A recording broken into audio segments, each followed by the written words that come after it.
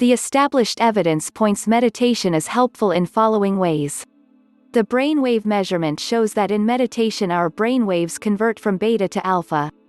Alpha brainwaves have more relaxed body and hormone response. These are also related to creative crafts like poetry, painting, music, writing, etc. In case of perfect monks, the brainwaves even become gamma. This is recorded evidence. Gamma rays means the person is dead in clinical sense. This is the samadhi state. Clinically, cessation of the electric activity of brain is called as death. The therapeutic techniques in case of the psychological disorders like depression, anxiety, mood disorders, substance-related disorders, have given a strong evidence in favor of meditation. We have two brains, the right brain and the left brain. Former is associated with the calmness, creativity, whereas latter with analysis and reasoning.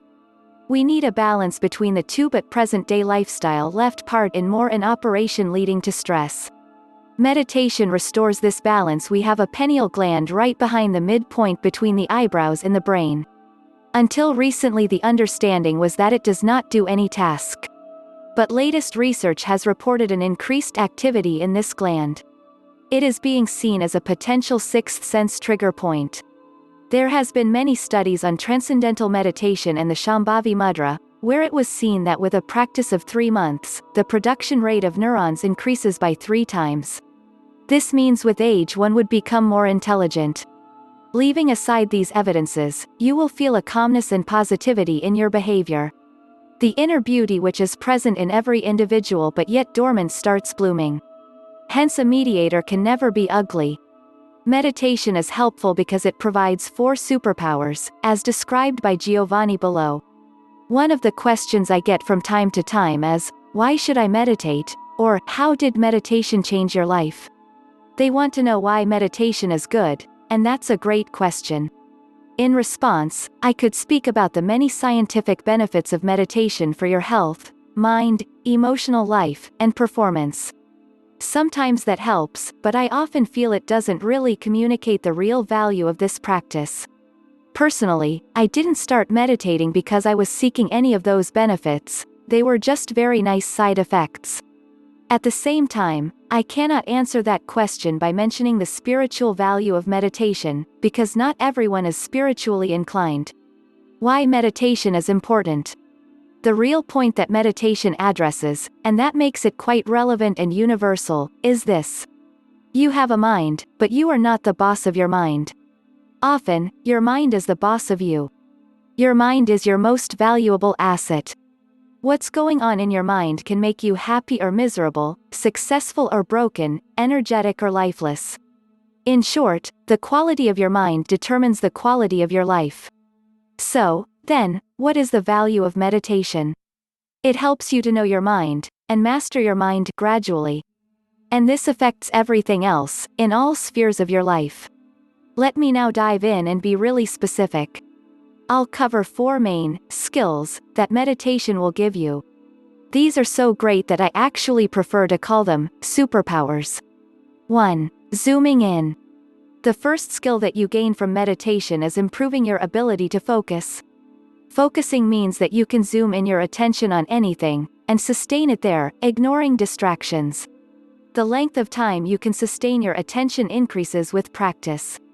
It's quite evident how the ability to focus is essential in all spheres of life: career, education, finances, and performance, be it in work, sports, or art. We live in times of continuous distraction. Our attention span keeps getting shorter. We lack focus because so many things are auditioning for our attention, and as a result our mind easily gets dispersed everywhere. There are also many other expressions of focusing in daily life.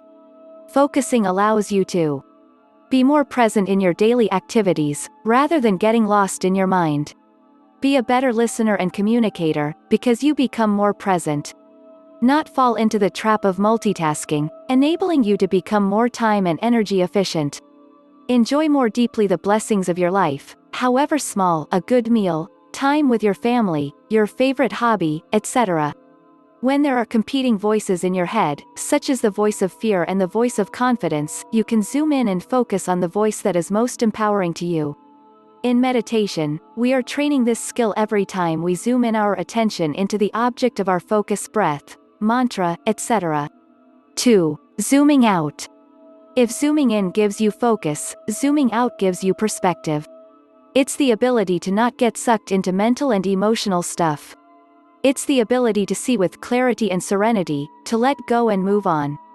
Oftentimes we don't want to zoom into something, but we just can't help it. Emotions are usually the driving force for this. They can get sticky and messy pretty quickly.